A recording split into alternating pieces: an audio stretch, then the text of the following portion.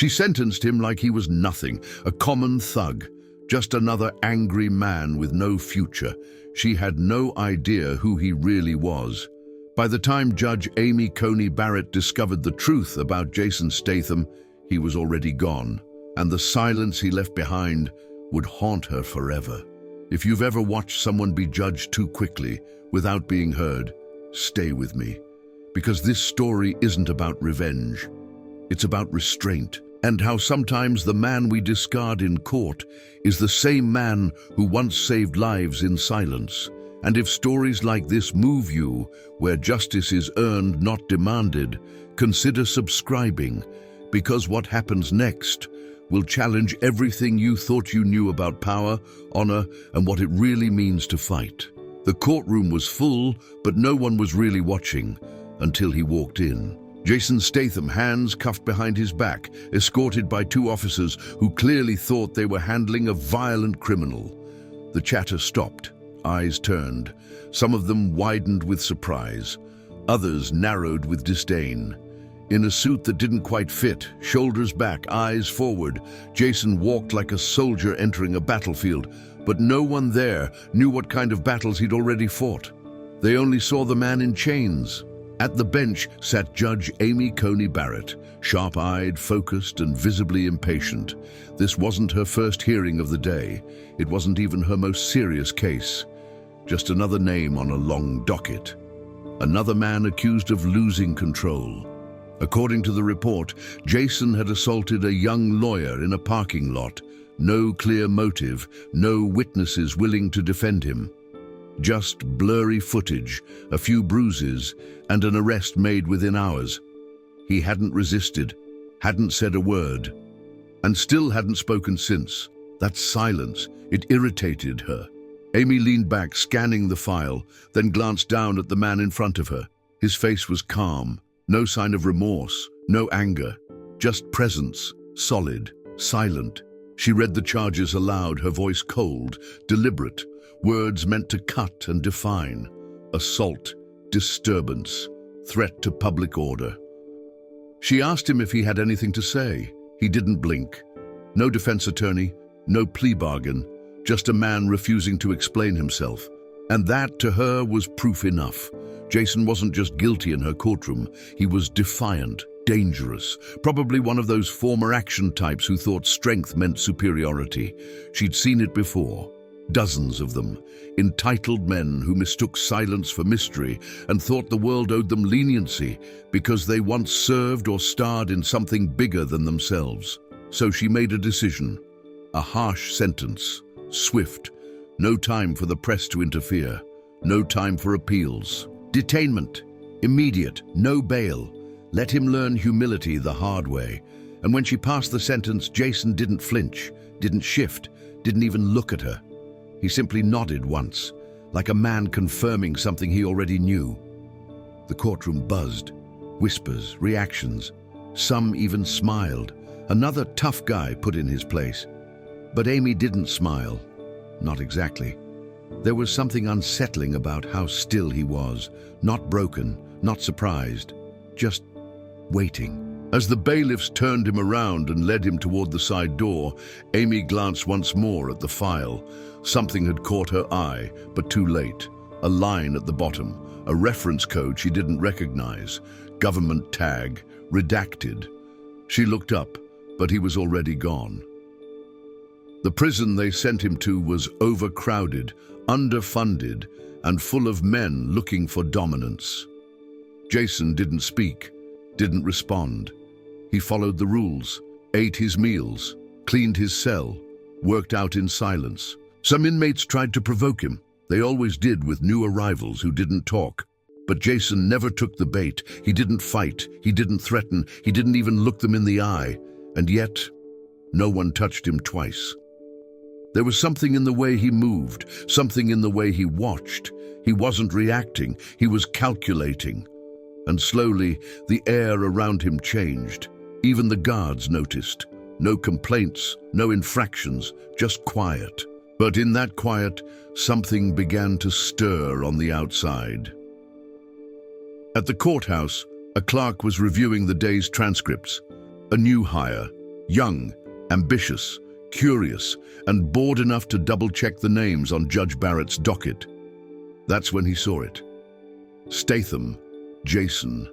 Flagged, level 4. Access, classified. The clerk froze. That wasn't normal. That wasn't remotely normal. He tried to open the link, but access was denied. So he searched externally. Not through the court system, but through open databases, news clippings, obscure forums. And that's when he found the fragments. A military training manual from 2006 referenced a JS who restructured combat conditioning for close-quarters operations. A declassified report from a covert rescue mission in Eastern Europe listed a Statham, J, as having extracted 5 hostages under direct fire. Medal awarded, but name redacted later. A blurred photograph of a man helping wounded civilians from a collapsed building in Beirut, face obscured. But the posture, unmistakable. The clerk stared at the screen. It couldn't be him. Could it? He pulled up the mugshot from the courthouse. Same jawline, same scar above the brow. And then he found the article. It had been buried, almost no views. But it detailed an incident 5 years earlier, an ambush on a military convoy escorting foreign diplomats. The attackers had taken everyone, all except one man who stayed behind, who neutralized 12 hostiles, who walked out alone. That man had never been named, but several survivors later described him as British, calm, intense. The clerk dropped his pen, because if what he was reading was true, Judge Barrett had just sentenced a man who had once saved lives under fire, served in silence, and disappeared on purpose. And now he was locked away by the very system he once protected. In her chambers, Amy reviewed paperwork with detached efficiency. Her rulings were rarely challenged, her confidence rarely shaken. But something pulled her back to the name, Jason Statham. There was something she couldn't quite place. She searched the internal system again. No prior offenses, no civilian record, but several pages restricted by federal order. That shouldn't happen. She picked up the phone, requested clearance, was denied. That really shouldn't happen. And suddenly, the courtroom echoed back to her. Not with sound, but with a single image. Jason standing there, perfectly still, as if watching the moment unfold from far beyond her reach. She'd seen that kind of silence before. Not in criminals, not in liars, but in soldiers who had already lived through worse. And as she sat there, fingers cold around the edges of the file, a weight began to settle in her chest. Amy pushed the file aside and reached for her coat. But it was too late. Jason Statham was already gone, and the silence he left behind was just the beginning. Prisons have a rhythm, brutal, predictable, built on dominance and noise, but Jason Statham didn't move to that rhythm. He disrupted it without saying a word. From the moment he entered cell block C, things felt different. Guards noticed. Inmates too. He didn't speak unless spoken to, didn't ask for anything, didn't flinch when doors slammed or tempers exploded nearby. He simply moved through each day like a ghost in concrete. His cell was spotless, his posture never slouched, his eyes always watching, never wandering. Most inmates tested new blood. Jason didn't get that treatment for long. One man tried to bump into him in the cafeteria line. Jason didn't react, didn't move. The man laughed, then tried again, and that's when it happened. Jason stepped sideways, not aggressively but deliberately, causing the man to stumble forward and drop his tray. No words, no fists, just presence. By nightfall, the message had spread. Don't test the quiet one. Meanwhile, back at the courthouse, the young clerk couldn't let it go. Isaac, barely a month into the job, had never broken protocol. But something about the redacted files, the fragments he found online, and Jason's behavior in court, it didn't sit right. He returned to the secure terminal, tried another angle. Searched not for Jason Statham the accused, but Jason Statham the operative. And this time, something cracked. A leaked training document from a defunct British intelligence group mentioned a Statham protocol, a term used to describe solo infiltration under hostile conditions. There were no names, no photos, but the language was chilling. Subject operates independently when extraction fails, capable of neutralizing up to 10 armed threats in less than 60 seconds, highly disciplined, avoids unnecessary force, works in silence. Isaac's hands trembled. This wasn't just a tough guy. This man had been trained to disappear, to endure, to endure situations before they started. And now, he was locked in a prison cell like he was ordinary. Isaac printed the summary and walked, no, ran, to the judge's chambers. But she wasn't in. Judge Barrett had left the courthouse hours ago. Something had shifted inside her since the sentencing. At first, she brushed it off. She'd seen manipulative types before. But Jason hadn't tried to manipulate. He hadn't tried anything. He had just stood there and accepted her judgment, without fear, without defense, without even the faintest plea. It haunted her. She sat in her car outside the courthouse long after the sun had set, the air conditioning humming softly. The file was open on her lap, and though she'd read it 3 times, she still couldn't shake the feeling that she'd missed something critical. A small notation near the bottom. Additional details. See Division 7 clearance. Division 7 wasn't judicial. It wasn't even law enforcement. It was federal, military, possibly intelligence. She picked up her phone and made a call she hadn't made in years. "This is Judge Barrett. I need a confirmation on a name." There was a pause on the other end, then a firm reply. "We'll get back to you." That was the answer you got when you weren't supposed to ask. In prison, Jason continued his quiet routine. He jogged at dawn, meditated in his cell, read when the lights allowed, and remained an enigma to everyone. One guard, veteran, tough, not easily impressed, started paying closer attention. He noticed how Jason always kept his back to the wall, how he never ate unless he saw the food served, how he instinctively clocked every movement in the yard. It was muscle memory, something drilled over years, something you didn't learn in a gym or from street fights. This was elite training, hidden beneath silence. One afternoon during a yard break, a scuffle broke out between 2 inmates. Chaos erupted, guards rushed, alarms sounded. Jason didn't move, didn't flinch. But the moment a shank hit the ground near his feet, he stepped forward, grabbing it with his boot and kicking it across the yard without a word, away from both attackers. Seconds later, the guards arrived and regained control. No one had seen how he moved so fast, only that he did, and with perfect precision. After that, the guards stopped treating him like an inmate. They didn't say it aloud, but the shift was felt. He wasn't one of them, and he wasn't one of the prisoners. He was something else entirely. That night, Judge Barrett received a return call. A voice she didn't recognize, calm, professional.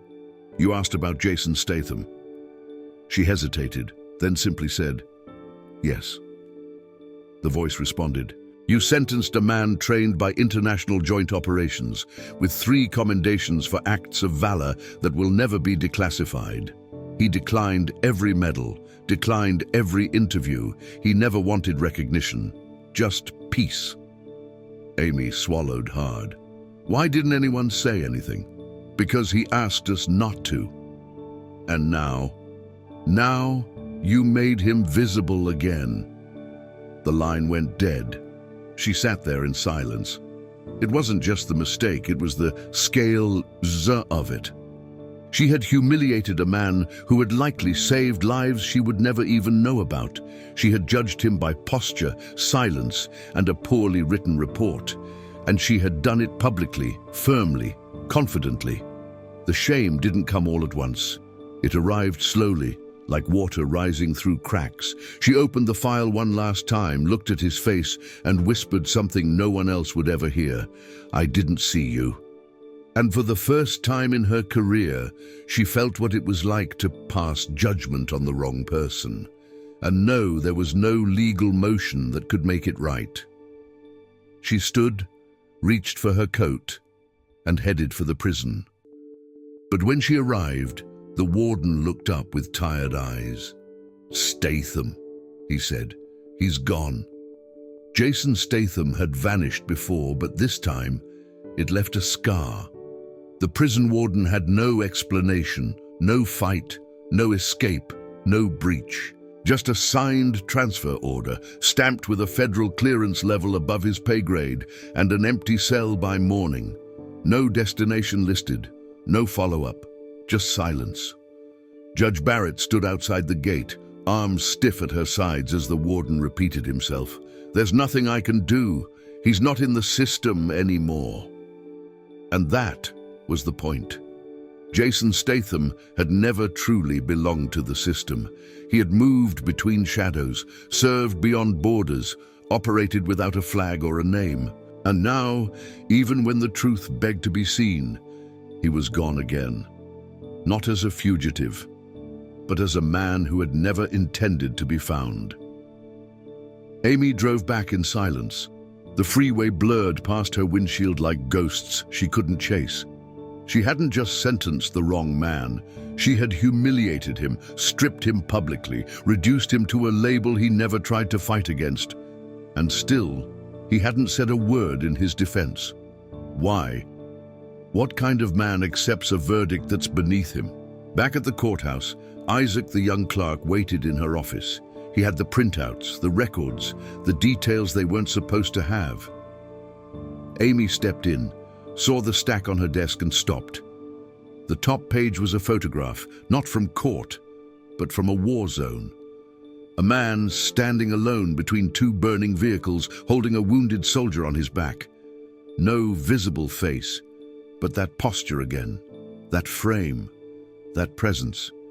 She sat down, slowly, as if the truth might be too heavy to carry standing. Isaac explained what he'd found. Jason Statham had once served under a joint international command, known only as Unit K9. Created for extraction missions deemed impossible by standard forces. No rank, no uniform, no identity. Just men selected for their endurance, their silence, and their willingness to disappear. Jason had been one of them, decorated in secret, respected by people whose names never appeared in newsrooms. He had been involved in at least 6 missions where hostages were rescued under extreme fire, each time refusing recognition. One report detailed a mission in the mountains of Kashmir. A diplomat's convoy had been ambushed. 12 men were declared dead. But hours later, 4 were recovered alive, each one saying the same thing. "We don't know who he was, but he didn't speak. He just got us out." Another operation, listed only as Berlin Protocol, involved intercepting a rogue intelligence leak.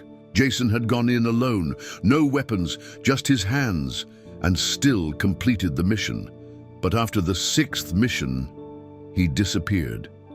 The last line of his personnel file was cold. Final, stamped by hand. Subject has requested indefinite withdrawal. No contact. Leave him be. Amy stared at the documents. She'd sentenced a man who had walked through death. A man who had never wanted applause, only silence. And she had turned that silence against him. Her fingers trembled slightly as she reached for the last page. It was a short memo, 1 paragraph. It read, "Statham's restraint is not weakness. It is earned control. He does not need to fight to prove his strength. He only fights when others can't." She closed the file, then whispered to no one, "What did I do?" That night, she didn't sleep. Her reputation had been built on decisiveness, on ruling with confidence, clarity, and control. But now, she couldn't stop seeing his face, not because he looked betrayed, but because he didn't. He had accepted her judgment like a man who had already made peace with injustice, not because he deserved it, but because he had lived long enough to know that fighting every battle wasn't worth it. And that kind of strength was rarer than any courtroom would ever understand. The next day, Amy took leave. She didn't explain. She got into her car and drove west, not toward the city, but toward a name she had found buried in the background of Jason's early records: St. Alban Training Grounds, Arizona. A decommissioned facility, off-grid, rumored to have been used for private conditioning, rumored to still be active. If you knew who to ask. She didn't call ahead. She didn't request permission. She just drove. And when she arrived at the edge of the property, a wide desert plain with a single gate and no guard, she waited until someone opened it from the inside. Not with suspicion, but as if they had been expecting her. What she saw inside wasn't a training camp. It was a sanctuary, men of all ages, sparring, training, recovering, not soldiers, not criminals, just people who had seen too much and needed a place to become human again. And there, in the center of it all, Jason, wearing a plain shirt, hands taped, teaching quietly, demonstrating movements that spoke louder than speeches. He hadn't disappeared. He had returned to the only place that ever made sense. Amy stood behind a fence post, watching in silence. He didn't turn, didn't acknowledge her. But she knew he saw her. He always did. She wanted to speak, to apologize, to explain. But no words felt right, so she did the only thing she could. She watched. And for the first time in her career, she accepted that justice wasn't something you could always deliver from a bench. Sometimes it had to be earned in silence. Amy turned to leave, shaken, humbled, and forever changed. But before she reached her car, a man stepped out of the shadows and handed her a folded letter. On it was Jason's handwriting, and the words inside would break her. The paper was light in her hands, but it might as well have been made of stone. Amy stood beside her car, the desert wind tugging at her coat, eyes fixed on the folded letter Jason had left for her. It had no envelope, no seal, just her name, written in steady, simple print. Barrett. She hesitated, not out of fear, but out of shame. Whatever was inside, he didn't owe her. And whatever he had written, she knew it wasn't meant to comfort her. She unfolded it slowly, careful not to crease the corners. Inside, there were only a few lines, but each one cut deeper than the last. You saw the worst of me, because that's all the world ever asks to see. I didn't stay silent because I was guilty.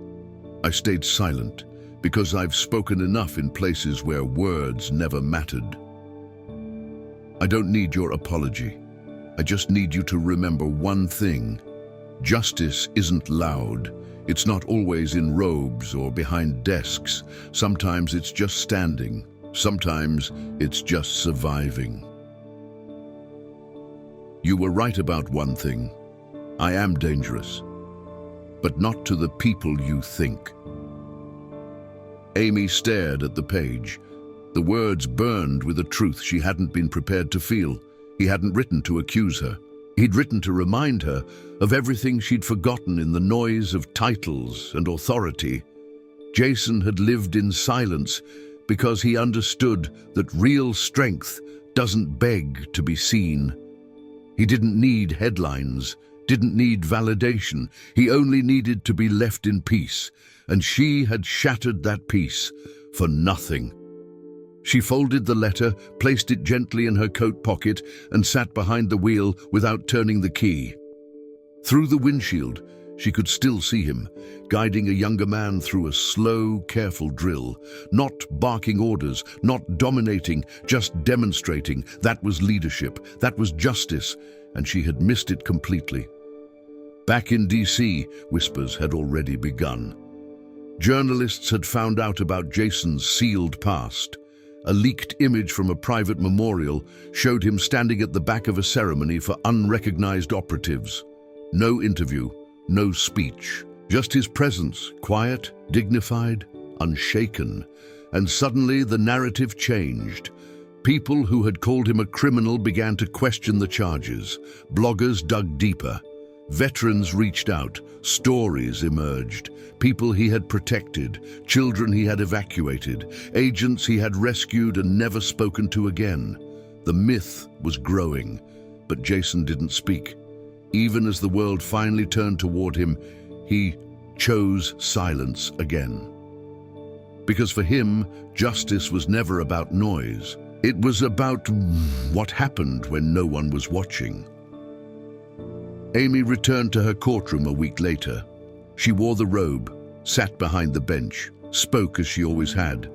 But something in her voice had changed. A wait, a pause before the verdict, an understanding that not all battles are seen in evidence folders or testimony transcripts. Justice, she now understood, wasn't only about the law, it was about the human beneath it. And every time she passed judgment, she remembered the man who had accepted hers in silence, not because she was right, but because he had already fought harder courts in places she would never be allowed to enter. That winter, Amy received a small envelope in her mailbox. No return address. Inside was a single photo. It was grainy, black and white, taken in what looked like a remote mountain village. Jason was sitting on a bench with two elderly men. One was missing a leg. The other wore a military patch from another country. They weren't posing, they weren't smiling, they were just being in peace. On the back of the photo, 4 words were written in the same firm hand. Still standing, still silent. And with that, he disappeared again. No one knew where he went. Some said he returned to the Middle East. Others claimed to have seen him near the Andes, teaching survival to volunteers. Some believed he died in silence as he lived. But Amy knew better. Jason Statham didn't die, he didn't retire, he simply became what the world had always refused to honor. A protector who never needed to be seen to matter. And somewhere, in a place the news would never find, a young recruit asked a quiet man why he never taught with words. The man just smiled and raised his hands. Justice is a word that echoes through courtrooms, but real justice, quiet justice, doesn't echo. It rests, deep, unseen, until someone remembers it matters. Months passed. Jason Statham's name disappeared from the court system, but quietly began to circulate where it mattered more. In military circles, among veterans, whispered in spaces where honor is earned, not given. He never returned to television, never sat for interviews, never issued a statement. But his story, leaked, discovered, whispered, had taken on a life of its own. A young filmmaker created a documentary called The Man Who Never Answered. It featured only shadows, silent footage. Jason never appeared, but his impact did. One former intelligence officer said only this: "We were trained to never speak his name in public. Now the world is speaking it without knowing who he is." Judge Amy Barrett watched the film in private. It wasn't about redemption for her. She didn't want to be absolved. She just wanted to understand the kind of justice she had never learned in law school, the kind that doesn't come with gavels, the kind that lives in silence, the kind that saves lives and walks away without waiting for applause. One crisp autumn morning, a memorial ceremony was held in a quiet field outside of Virginia. It wasn't announced publicly. No headlines, no cameras, just a crowd of people who had all, in some way, been touched by Jason without ever having met him. Amy stood among them. She didn't speak, didn't sit in the front. She simply watched. A stone was unveiled, not a statue, Just a flat, grey slab with words etched so faintly they could only be read by those willing to lean in close. To the quiet ones, the ones who fought so others wouldn't have to, the ones we judged before we understood. And below that, a single line. He never raised his voice, but we heard him anyway. Somewhere near the back of the crowd, a figure stood in shadow. No badge, no uniform, hands folded, eyes steady. Amy saw him. He didn't nod, didn't turn, but she knew. He was giving the world one final gift, presence without expectation. That night, she sat down at her desk, removed her robe, and wrote something she'd never written before, a personal statement, not as a judge, but as a human being. She published it quietly, no legal jargon, no defense, only this: I once judged a man without knowing who he was, not just his name, but the depth of his silence.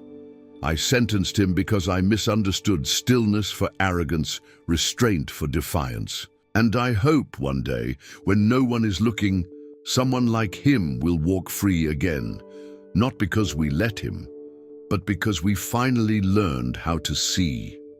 That post never trended.